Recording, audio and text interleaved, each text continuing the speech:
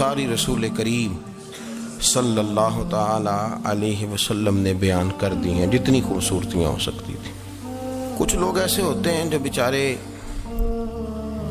By nature ہی کچھ پریشانیوں کا شکار ہوتے ہیں، اور قرآن مجید نے جو ارشاد فرمایا نا کہ کچھ لوگ نفس کی خواہش کو اپنا خدا بنا لیتے ہیں، تو وہ بلا وجہ بھی بہت ساری باتیں کرتے ہیں جن کا کوئی وجود نہیں ہوتا۔ عورت کو حقوق دلانے کے لیے بہت سارے لوگ بہت ساری غلط باتیں کرتے ہیں۔ جو لوگ یہاں سے کسی کو لے جاتے تھے نا دبئی، دھوکہ دے کے اور لے جاتے تھے یورپ میں، عرب ممالک میں دھوکہ دے کے لے جاتے تھے، تو وہ بھی کوئی خواب ہی تو دکھاتے تھے کہ اتنے لاکھ تنخواہ ہوگی، اتنا کچھ ہوگا۔ وہاں جا کے پتہ چلتا تھا کہ جیب سے بھی دینے پڑیں گے کچھ۔ بہت سارے لوگ ایسے ہوتے ہیں، وہ سارے خوبصورتی کے نام پر ہی دھوکہ دیتے ہیں۔ آپ کو پتہ ہے کہ جو آدمی کسی کو لالچ دیتا ہے تو کسی کو لوٹنے کے لیے اسے لالچ دینا بڑا ضروری ہوتا ہے۔ لوگ پہلے لالچ دیتے ہیں پھر لوٹتے ہیں، پہلے مکمل لالچ دیتے ہیں، یہ چیز مل جائے گی، یہ چیز مل جائے گی۔ لوگ مکمل لالچ دیتے ہیں، اس کے بعد پھر لوٹتے ہیں۔ اور اگر لالچ نہ دیں تو کوئی آدمی قابو آئے گا؟ لوگ لوٹتے ہیں لالچ دے کر۔ اچھا، اب وہ جو جس کو لالچ دیا جا رہا ہوتا ہے وہ کہہ رہا ہوتا ہے کہ نہیں نہیں تمہیں نہیں پتا، وہ اس وقت ماننے کو تیار نہیں ہوتا۔ وہ کہتا ہے اتنی خوبصورت باتیں کر رہا ہے، اتنی اچھے پیغام دے رہا ہے، تم میرے دشمن ہو، تم مجھے منع کر رہے ہو۔ ہوش تب آتی ہے کہ جب سب کچھ لٹ جاتا ہے۔ عورت کو ویسے بھی قابو کرنا بڑا آسان ہوتا ہے۔ اعلیٰ حضرت بریلوی رحمۃ اللہ علیہ فرماتے ہیں بیٹیاں نازک شیشیاں ہوتی ہیں، ان کو تو ذرا سی چوٹ لگے تو ٹوٹ جاتی ہیں۔ دیکھیں کتنا بڑا جملہ کہا بریلی کے امام، نازک شیشیاں ہیں۔ ذرا کوئی آدمی گمراہ کرتا ہے، ذرا خراب کرتا ہے۔ اب دیکھیں نا، یہ جو بچیوں کو بچے مس گائیڈ کرتے ہیں، انہیں بڑے بڑے خواب دکھاتے ہیں، وہ بیچاری ماں باپ کو چھوڑ کے، بہن بھائی کو چھوڑ کے اس کے ساتھ شادی کرتی ہے، پھر جو اس کا بعد میں حشر ہوتا ہے، آپ ادلیاں نو سردار پہن تکے تے شرما والیاں نو جھوٹے ڈولیاں دے۔ پھر وہ بیچاری ماں باپ رکھتے نہیں، وہ ظلم کرتا ہے، تو کتنی بڑی تکلیف میں وہ بچی آ جاتی۔ نازک شیشی ہوتی ہے نا تو ٹوٹ جاتی۔ یہی حال اب جدید خواتین اور یہ جو کچھ اینکر پرسن ہیں، یہ اصل میں نا یہ آپ کو سیاست سکھاتے ہیں، لیکن یہ مادر پیدر آزاد لوگ ہیں، بالکل آزاد۔ یہ تو علماء شور نہ کریں، بات نہ کریں، گفتگو نہ کریں، مشائخ بات نہ کریں، اور یہ جو کچھ سنجیدہ اور دینی طبقہ ہے یہ کوئی شور نہ کرے، یہ تو روڈوں پہ ننگے ہو کے آ جائیں معاذاللہ۔ خوفناک نظریہ رکھتے ہیں یہ لوگ۔ عورت کو کہتے ہیں تیرے حقوق ہم تجھے لے کے دیں گے۔ مثلاً وہ کون سا حق ہے جو تم نے لے کے دینا ہے؟ میرے نبی کریم صلی اللہ علیہ وسلم اس کو بیٹی بھی بنایا ہے، اس کو بہن بھی بنایا ہے، اس کو ماں بھی بنایا ہے، اسے بیوی کا عالی شان رتبہ بھی عطا فرمایا ہے۔ اور چونکہ بیٹی کا بھی حق بڑا بیان کیا جاتا ہے، بہن کا بھی، ماں کا بھی، اور بیوی کے معاملے میں لوگ سمجھتے ہیں کہ زیادہ بات نہیں کرنی چاہیے، شاید مسئلہ خراب ہو جائے۔ حالانکہ نبی پاک صلی اللہ تعالی علیہ وسلم نے بیوی کے بارے میں پتہ کیا فرمایا؟ فرمایا جب تم نکاح کر لیتے ہو تو اپنا ایمان محفوظ کر لیتے ہو۔ اب میں اس کی شرح نہیں کرتا، آپ خود کر لیجئے گا کہ وہ ایک ایسی شخصیت ہوتی ہے کہ جس کی موجودگی میں آپ کا ایمان محفوظ ہے۔ اب میں نہیں سمجھتا کہ اس سے بڑی بات کوئی اور ہو سکتی ہے، جس کی موجودگی میں آپ کا ایمان، اور بھائی یہ حدیث پاک عرض کر رہا ہوں، نکاح جب کوئی کر لے تو اس نے اپنا ایمان مکمل کر لیا۔ اس کا معنی یہ ہوا کہ آپ کا ایمان محفوظ ہے اس کی موجودگی میں۔ تو اس سے زیادہ بھی، یعنی ایمان سب سے قیمتی چیز ہے نا، تو اس کے محفوظ ہونے کی وجہ حضور نے نکاح بیان کر دی۔ اب میرا خیال ہے بیوی اگر کوئی اس سے بڑا حقوق مانگے گی تو بیوقوفی کرے گی۔ اتنا بڑا درجہ نبی کریم نے اسے عطا کر دی، اتنا بڑا مقام دے دیا کہ تو خامد کے ایمان کے محفوظ ہونے کا ذریعہ بن گئی ہے۔ عورت کو جو حقوق رسول کریم صلی اللہ تعالی علیہ وسلم نے عطا فرمائے، نبی پاک نے جو حقوق دیے، دیکھیں نا، حضرت عبداللہ ابن عمر رضی اللہ تعالیٰ عنہ کی اہلیہ بیمار تھی، تو جلدی جلدی سے وہ آئے، تو جب بہت جلدی ہو، سفر بڑا شدید تھا، تو آپ نے جلدی سے نماز ادا کی، جلدی سے چلے۔ آپ کے خادم کہنے لگے حضور خیریت ہے؟ فرمایا میری بیوی بیمار ہے۔ تو اس نے عرض کی حضور آپ کی اہلیہ بیمار ہے، تو آپ نے نماز بھی جلدی سے پڑھی، سفر بھی جلدی جلدی کیا۔ تو فرمانے لگے یہ وہ چیزیں ہیں جو ہمیں مدینے والے رسول نے سکھائی۔ آپ اس کیفیات کو سمجھیں کہ حضور صلی اللہ علیہ وسلم نے درس دیا۔ اور پھر ایک اور بہت بڑی بات، یہ فضیلت کسی اور کو نہیں دی، جو عورت کو حضور نے فضیلت دی، یہ فضیلت کسی اور کو نہیں دی۔ کبھی حضور نے فرمایا کہ تمہارا ابا تمہارے ساتھ بہت سخت رویہ کرے تو تم نے اس کو اس سختی پر داد دینی ہے؟ فرمایا چلو اگر وہ زیادتی بھی کرے تو تم نے اس کے ساتھ سلوک اچھا ہی کرنا ہے۔ لیکن آپ ایک بات کو سمجھے نا کہ بچے کے بارے میں، بیٹے کے بارے میں، بیٹی کے بارے میں فرمایا 10 سال کے ہو کے نماز نہ پڑھیں تو سختی کرو، تمہارا ڈنڈا بھی لٹکنا چاہیے۔ بہت ساری جگہوں پہ بہت سارے لوگوں کے لیے سختی کا حکم دیا، لیکن عورت کے لیے حضور نے جو جملے کہے، اصل میں ہم سمجھتے ہیں کہ یہ ایک بات ہے، مشہور ہو گئی ہے روایت حدیث، تو بس اس کے پس منظر پر اور جملوں کے حسن پر شاید معاذ اللہ غور کرنے کی ضرورت نہیں۔ ذرا اس لفظ کی تاثیر پر غور کریں۔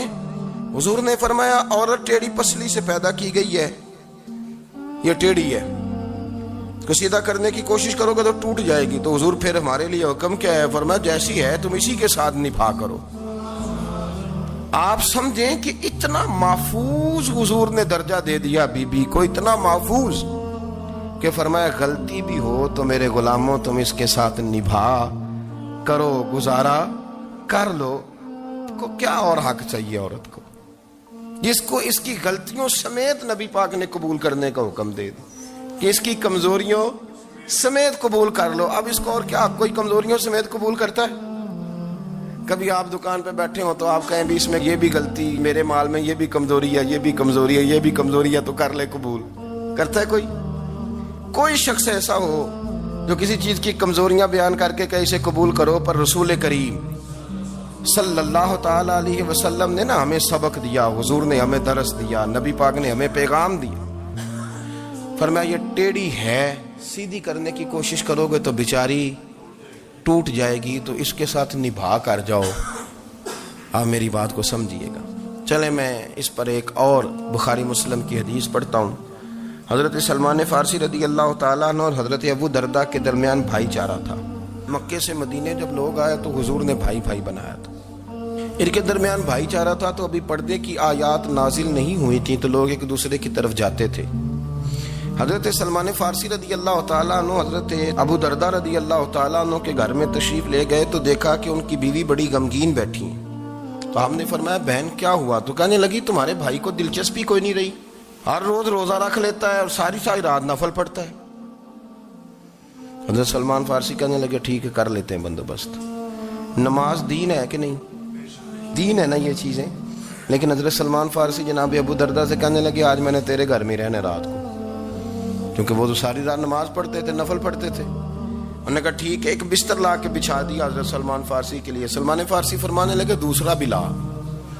کہا وہ کیا کرنا ہے؟ فرمانے لگے تو نے بھی سونا ہے، میں نے بھی سونا ہے، تو نے بھی سونا ہے، عشاء پڑھیں گے اور پھر دونوں سوئیں گے۔ کہا میں نے تو نماز پڑھنی ہے۔ فرمایا تہجد کے وقت اٹھ کے پڑھیں گے، اللہ کے رسول بھی رات آخری حصے میں جا کے نماز پڑھتے ہیں۔ ادھر ساتھ سلا لیا، وہ تھوڑی کو دیر سوئے، اب عادت تھی ساری رات اٹھنے کی، ذرا اٹھنے لگے بستر سے، تو حضرت سلمان فارسی فرمایا چپ کر کے سو جا، وہ بڑی رات پڑی ہوئی، چپ کر کے سو جا۔ وہ لیٹ گئے، پھر اٹھنے لگے، تو فرمایا سو جا چپ کر کے، بڑا ٹائم ہے۔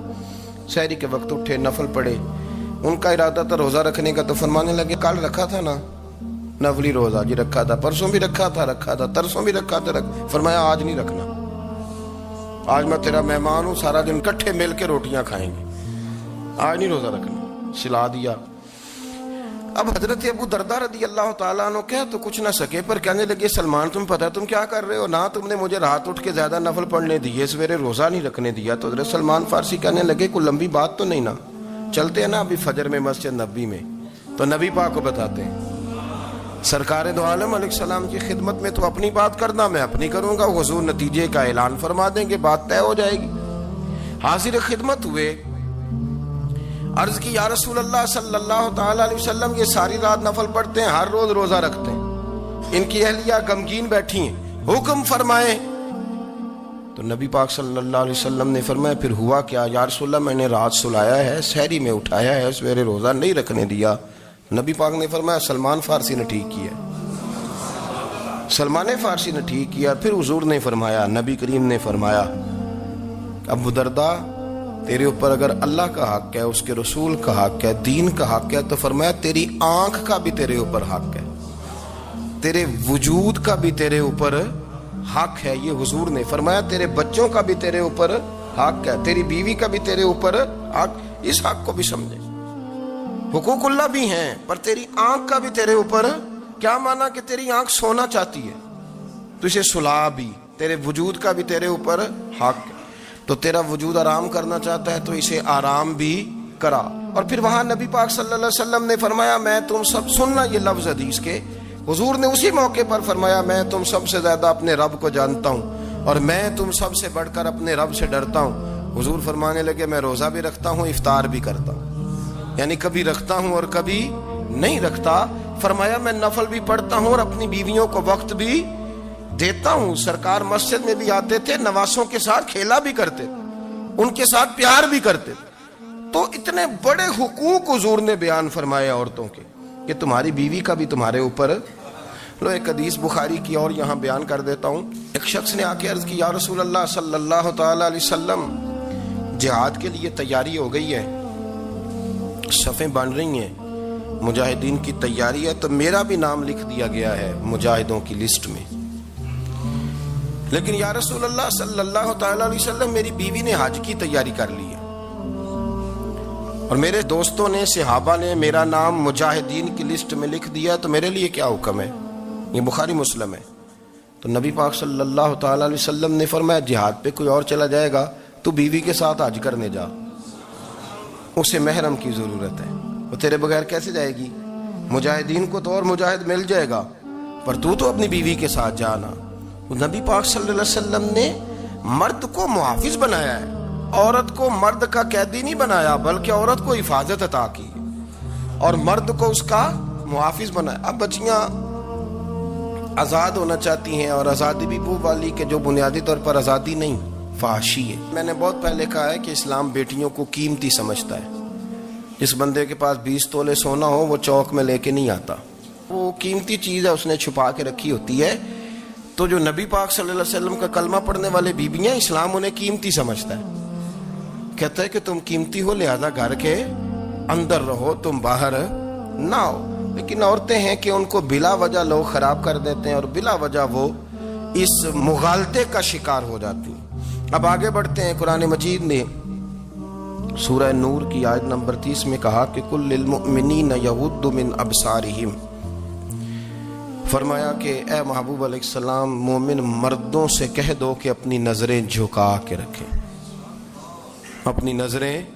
اور اگلی آیت میں فرمایا وَقُلْ لِلْمُؤْمِنَاتِ یغضضن من ابصارہن، فرمایا کہ اے محبوب مومن عورتوں سے بھی کہہ دو کہ اپنی نظریں جھکا۔ مرد بھی اپنی نظر جھکا کے رکھے گا عورت کی طرف، لیکن یہ ساری پابندی صرف مرد پر نہیں، عورت بھی غیر محرم کا چہرہ نہیں دیکھے گی، اس پر بھی اسی طرح نظر جھکانے کا حکم ہے، جس طرح کہ وہ ہر دکاندار کو بھائی جان کہہ کے گفتگو کرنے کی اس کو بھی اجازت نہیں ہے کہ وہ سمجھے کہ پابندی تو مرد نے کرنی تھی، میں نے تھوڑی کرنی تھی۔ وہ جس کے پاس جائے، جہاں بھی جائے، ڈاکٹر کے پاس جائے، باہر جائے، تو وہ جس طرح مرضی اس کا دل چاہے وہ بات چیت کرے، اس کی عورت کو بھی اجازت اسلام نہیں دیتا۔ بنیادی طور پہ اسلام شرم و حیا کا دین ہے، حیا کی بات کرتا ہے۔ حیا کی جب ہم تعریف کرتے ہیں تو حیا کی تعریف یہ ہے کہ کوئی کبھی چیز دیکھ کے نہ تو آپ کی طبیعت میں کراہت محسوس ہو، آپ کوئی غلط جملہ منہ سے نکالتے ہوئے ذرا جھجکیں، آپ کوئی غلط بات کرتے ہوئے تھوڑا بوجھ محسوس کریں۔ ہمارے ہاں تیزی سے فروغ پایا ہے بے حیائی میں، سنگیوں کی محفلیں، یاروں کی محفلیں، اس میں غلیظ گفتگو ہوتی ہے، الا ماشاء اللہ۔ ان دوستوں کو بڑی پاک صاف گفتگو کرنی چاہیے۔ دوستی کا رشتہ بڑا مقدس رشتہ ہے، جو یہاں ایک دوسرے سے پیار کریں گے جنت میں بھی اکٹھے داخل کیے جائیں گے۔ شرط یہ ہے کہ پیار اللہ رسول کی رضا کے لیے ہو، لیکن اس کے اندر اگر آپ کی گفتگو کچی ہو، کمزور ہو، فحاشی والی ہو، عریانی والی ہو، وہ ہمارے ہاں تو اب اس کو لوگ فیشن سمجھتے ہیں، اس کو مردانگی کی علامت سمجھتے ہیں کہ وہ جی ساری باتیں جی وہاں ہو گئی، اور جس کا جو جی چاہا اس نے کہا۔ آپ جب حیا کے دائرے میں ہوتے ہیں تو آپ خود بھی سکون محسوس کرتے ہیں۔ دیکھیں نا، آپ کو نیند سکون سے کہاں آتی ہے؟ جہاں کمرہ بند ہو، چاروں جانب دیوار ہے، اوپر چھت ہے، خالی دروازہ بھی کھلا ہوا ہونا تو جب بندہ سکون لینا چاہتا ہے تو کہتا ہے یار ذرا دروازہ ذرا بند کر دو۔ وہ اچھی طرح اپنے آپ کو چھپا لیتا ہے نا حیا کے پردے میں، تو اللہ اسے سکون عطا کرتا ہے۔ اور جو اس سے بھی زیادہ ٹھنڈی نیند میں جانا چاہتا ہے وہ کہتا ہے لائٹ بھی بند کر دو۔ اب وہ مکمل طور پہ سمجھتا ہے کہ میں چاروں جانب سے چھپ گیا ہوں، اگر میں کھل کے بھی سو جاؤں گا تو میرا چونکہ پردہ قائم ہے تو مجھے کوئی دشواری نہیں ہوگی۔ آپ جب چھپ جاتے ہیں، جب آپ حیا کے اندر سمٹ جاتے ہیں، جب آپ چادر کے اندر آ جاتے ہیں تو آپ بہت ساری جگہوں پہ آسانی محسوس کرتے ہیں۔ تو حیا تو آپ کو سکون دیتی ہے، حیا تو دل کو راحت دیتی ہے۔ میں بڑی ذمہ داری سے بات عرض کرتا ہوں، قرآن مجید نے نا ایک مقام پہ مذاق کو، ایک مزاح ہوتا ہے خوش طبی، وہ نہیں، مذاق اڑانا، قرآن پاک نے نا مذاق کو ایک جگہ پہ جاہلوں کا طریقہ بھی قرار دیا ہے۔ بنی اسرائیل کے لوگوں سے حضرت موسیٰ نے کہا کہ گائے ذبح کرو اور ایک ٹکڑا مقتول کو مارو، زندہ ہو کے خود بتا دے گا مجھے کس بندے نے قتل کیا۔ تو کہنے لگے آپ ہمارے ساتھ مذاق کر رہے ہیں۔ تو قرآن مجید کہتا ہے کہ حضرت سیدنا موسیٰ علیہ السلام فرمانے لگے اعوذ باللہ ان اکون من الجاہلین، فرمانے لگے میں اللہ کی پناہ مانگتا ہوں کہ میں جاہلوں میں سے ہو جاؤں۔ یہ مذاق کرنا تو جاہلوں کا طریقہ ہے۔ اگر آپ کی زبان سے بے حیائی کا جملہ نکل گیا، اگر آپ کی زبان سے بے حیائی کا جملہ نکل گیا، آپ نے کہہ دیا کہ ہم آزاد لوگ ہیں، جو مرضی کریں گے، جو مرضی کہیں گے، جو ہمارا دل میں آئے گا کریں گے، تو پھر تو لوگ آپ کا وہ حشر کریں گے کہ آپ سے برداشت ہی نہیں ہوگا۔ جس کا لوگ مذاق بنا لیتے ہیں اور جو مذاق بن جاتا ہے پھر اسے کچھ جینے دیتا ہے۔ آپ حیا کی چادر میں چھپیں گے تو بچیں گے، اگر آپ نے اپنا مذاق بنوا لیا یہ کہہ کے کہ میں نے مرضی کرنی ہے، پھر یاد رکھنا چھپنے کو جگہ نہیں ملے گی، پھر تکلیف میں آ جائیں گے، پھر بہت بڑی اذیت کا شکار ہو جائیں گے۔ شرم و حیا، عرب کے اندر جو کنواری لڑکیاں تھیں ان میں بڑی حیا ہوتی تھی۔ الحمدللہ میں بڑے فخر سے کہتا ہوں کہ میرے پنجاب کی، میرے پاکستان کی بیٹیاں بھی 20 دفعہ ان کا ابا کہے تیری شادی کرنی ہے تو وہ آنکھ نہیں اٹھا پاتی آج بھی۔ یہ تو وہ چند لوگ ہیں جو کہتے ہیں ہم ہائی کلاس ہو گئے، ہمیں نہیں پتا کہ وہ روشن خیال ہو گئے ہیں کہ روغن خیال ہو گئے، پتہ نہیں کدھر چلے گئے۔ ورنہ ہماری بیٹیاں آج بھی جب ان سے ان کا باپ، ان کی ماں بات کرتی ہے تیری شادی کی، تو وہ تو شرم کے ساتھ پچھلے سے پچھلے کمرے میں چھپتی ہیں۔ یہ اللہ نے فضل کیا ہوا ہے اس ملت پر۔ تو عرب کی لڑکی بڑی حیا والی ہوتی تھی، اس سے کوئی بات کرنی پڑتی تھی تو 20 دفعہ بات کی جاتی، پھر بھی وہ عورت چھپتی پھرتی تھی۔ حضرت عائشہ صدیقہ رضی اللہ تعالیٰ عنہ فرمانے لگیں میرے نبی پاک صلی اللہ علیہ وسلم عرب کی کنواری لڑکیوں سے بھی زیادہ حیا کرنے والے۔ قاضی اعجاز مالکی نے، شیخ عبدالحق محدث دہلوی نے، دیگر بزرگ جو سیرت نگار گزرے انہوں نے لکھا ہے کہ نبی پاک صلی اللہ علیہ وسلم کے اندر 100 مردوں سے زیادہ طاقت تھی، 100 مردوں سے زیادہ طاقت۔ اب جو بات کہنے لگا ہوں، جو نتیجہ دینے لگا ہوں، اس پر خاص توجہ آپ فرمائیں گے۔ ذرا فکری طور پر، نظریاتی طور پر ایک چیز کو سمجھیے۔ ہم سمجھتے ہیں کہ جوان لڑکا ہے جی جو مرضی کرے، عمر ہے جی۔ آپ ذرا بات پر غور کیجئے گا کہ حضور صلی اللہ علیہ وسلم میں طاقت 100 مردوں سے زیادہ ہے اور حیا کنواری لڑکیوں سے بھی زیادہ ہے۔ ذرا اس بات کا تقابلی جائزہ کیجئے گا کہ طاقت 100 مرد سے زیادہ ہے لیکن حیا کنواری لڑکی سے بھی زیادہ ہے۔ اس کا معنی یہ ہوا کہ جس ٹہنی کو پھل زیادہ لگ جاتے ہیں وہ جھکا کرتی تو حیا تو حسن ہے، حیا تو آپ کو پاک صاف کرے گا، حیا تو آپ کو نرالا کرے گا، انوکھا کرے گا۔ وہ ہمارے ایک دانشور ہے، انہوں نے مضمون لکھا، کئی باتیں بڑی پسند آتی ہیں۔ وہ کہتے ہیں کہ میری اہلیہ، ان کو بھی کسی نے نا مس گائیڈ کر دیا تھا، حالانکہ اچھی خاتون ہے، کسی نے مس گائیڈ کر دیا تو وہ بھی سماجی اور ویلفیئر اور یہ خواتین کو شوق ہوتا نا بننے کا، تو وہ بھی سماج کے اندر اچھا مقام تلاش کرنے کے موڈ میں آ گئی. تو کہیں ایک دن جانا تھا تو بڑی بن سنور کے میرے ساتھ وہ گاڑی میں بیٹھ گئی. تو میں گاڑی میں، عورتوں کو یہ بھی مسئلہ ہوتا ہے نا کہ ہماری تعریف کرو، تو کئی دفعہ بعض مردوں بیچاروں کو جھوٹ بولنا پڑتا ہے، تو زبردستی کراتی ہے نا جی. تو اس میں گنجائش بھی دی ہے شریعت نے گنجائش دی ہے کہ کبھی بیوی کو راضی کرنے کے لیے خلاف واقعہ بات کرنی پڑے تو کر لینی چاہیے. تو وہ کراتی بھی ہیں. 3 موقع پر خلاف واقعہ بات کرنے کی اجازت ہے.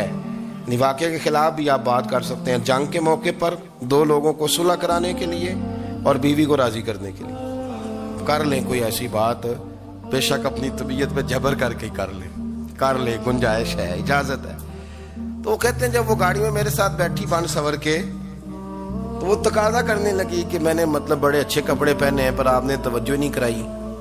تو سیاںا بندہ تھا، وہ چاہ رہا تھا کہ میری خاتون سمجھ جائیں. وہ کہتے ہیں مجھے پتا تھا کہ بیچاری مس گائیڈ ہو گئی یا دل کی بڑی اچھی ہے، سیاਣੀ ہے، لیکن اس کو نا کچھ خواتین نے، کچھ لوگوں نے مل کے اس کو ذہن غلط کر دیا ہے کہ سماج میں نکلو، باہر جاؤ، کام کرو، فلاں کرو، اپنی مرضی سے جیو. تو میرے ساتھ گاڑی میں بیٹھی کہیں جانے کے لیے، تو مجھ سے کہنے لگی کہ آپ نے میری طرف توجہ ہی نہیں کی، آپ نے کوئی ذکر ہی نہیں کیا کہ میں کیسی لگ رہی ہوں. تو وہ کہتے ہیں میں نے اسے کہا کہ اگر تو ناراض نہ ہو تو پھر میں صحیح والی تعریف کر دوں. تو اس نے کہا کہ آپ کر دیں. تو کہتے ہیں میں نے درد سے اور خلوص سے اپنی بیوی سے کہا، خلوص کے ساتھ میں نے کہا میں تو روز گھر ہوتا ہوں، روز شام کو گھر ہوتا ہوں. اگر تو میرے لیے تیار ہوتی تو میں تیری تعریف کرتا، لیکن آج تو باہر جانے کے لیے تیار ہوئی ہے، تو پھر ان سے تعریف کی امید رکھ جن کے لیے تو نے تیاری کی ہے. میرے لیے تیاری کرتی تو میں تو ہر شام تیرے پاس ہوتا ہوں. کہتے وہ میرے لفظوں میں درد تھا تو وہ بھی رو پڑی. اور کہنے لگی آپ گاڑی روک دیں، مجھے باہر جا کے کسی کو راضی نہیں کرنا، میں نے اسے راضی کرنا ہے جس کو رب کریم نے میرا شوہر بنایا ہے اور میرے لیے منتخب کیا ہے میرے ماں باپ کو. میں واپس لوٹتی ہوں. یہ ایک پہلو ہے سلگتا ہوا، اس کو سمجھا جائے. رسول کریم صلی اللہ علیہ وسلم عرب کی کواری لڑکیوں سے زیادہ حیا والے تھے. کواری لڑکیوں سے زیادہ حضور حیا فرمایا کرتے تھے. جب خانہ کعبہ کی مکہ شریف میں تعمیر ہو رہی تھی نا، اہل عرب اس کو تعمیر کر رہے تھے، تو نبی پاک صلی اللہ علیہ وسلم اپنے چچا حضرت عباس کے ساتھ خانہ کعبہ کی تعریف میں مصروف تھے. تو عرب کے لوگ چونکہ لمبا کرتا پہنتے تھے پیروں تک، تو نیچے اگر کسی وقت کوئی چیز نہیں بھی ہوتی تھی تو کسی کو وہ نظر نہیں آتی تھی، کیونکہ پردہ رہتا تھا، ایک لمبا کرتا پہنا ہوا ہوتا تھا. تو جب بچے، سرکار کی عمر مبارک بھی ابھی تھوڑی تھی، تو اس طرح بچے جب نکلتے تو وہ کئی دفعہ اپنی تہمت اتار دیتے نیچے سے، اور کوئی مزدوری کرنے لگتے تو 3-4 طے کر کے نا تہمت کی کندھے پہ رکھ لیتے. جس طرح کبھی دیہاتوں میں لوگ کپڑا سر پہ رکھتے تھے کہ اوپر اگر کوئی وزنی چیز رکھیں گے تو وہ تکلیف نہیں دے گی. نبی پاک صلی اللہ علیہ وسلم بھی سب لوگوں کے ساتھ خانہ کعبہ کی تعمیر میں شامل تھے. تو حضرت عباس رضی اللہ تعالیٰ عنہ نے کہا حضور سے، ابھی اللہ نے نبوت بھی نہیں فرمایا تھا، بھتیجے آپ بھی تہمت اتاریے، یہ صحیح مسلم میں حدیث موجود، اور اس کو کندھے پہ رکھ لیجیے، آپ اینٹیں اٹھا کے لا رہے ہیں تو ذرا آپ کو تکلیف نہیں ہوگی.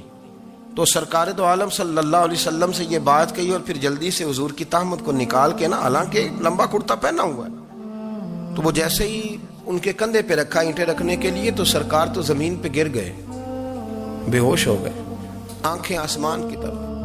اور پھر حضور پکار رہے ہیں آزاری آزاری آزاری، میرا تہمت دے دو، میرا تہمت دے دو. کبھی کوئی شخص اس وجہ سے بھی بے ہوش ہوا ہے کہ میرے وجود سے کپڑا اتر گیا ہے؟ حالانکہ سرکار پر وہ بے ہوشی بھی نبی پاک کا وہ جو غلبہ ہے نا شرم و حیا کا، اس کی وجہ سے ہوا. ورنہ تو حضور فرماتے ہیں کہ میری آنکھیں سو جاتی ہیں، دل تو میرا اس عالم میں بھی جاگتا رہتا ہے. تو سرکار زمین پہ تشریف لے آئے، آنکھیں میرا تہمت دے دو، میرا تہمت دے دو. تو جلدی سے انہوں نے تہمت دیا تو حضور نے باندھ لیا. پھر طبیعت مبارک میں تسلی ہوئی. یعنی ہم اس رسول کے غلام ہیں کہ جن کے تو وجود سے کپڑا اتر جائے تو حضور برداشت نہیں کرتے، قبول نہیں فرماتے، تکلیف شروع ہو جاتی. لیکن یہاں نوجوان ہیں اور بڑا قد کاٹ ہے اور بڑے بڑے سمجھدار لوگ ہیں، گرمی آتی ہیں تو شارٹ کپڑے پہن کے گھومتے ہیں. ان کو خیال نہیں کہ یہ وہ والا لباس ہے جو باہر تو کیا گھر میں اماں کے سامنے نہیں پہننا چاہیے, بہنوں اور بیٹیوں کے سامنے نہیں پہننا چاہیے. آپ کی گفتگو میں شرم و حیا ہو, آپ کے لب و لہجے کے اندر حسن ہو.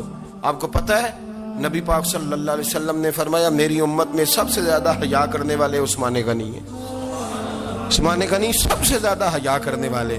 آپ فرمایا کرتے تھے جب سے حضور کا چہرہ دیکھا ہے میں نے کبھی اپنی شرمگاہ بھی نہیں دیکھی, میں نے آنکھوں کا وضو نہیں توڑا, اور جب سے حضور کے دست مبارک میں میں نے بیعت کے لیے سیدھا ہاتھ بڑھایا تو پھر سیدھا ہاتھ میں نے کبھی گندگی کو نہیں لگایا.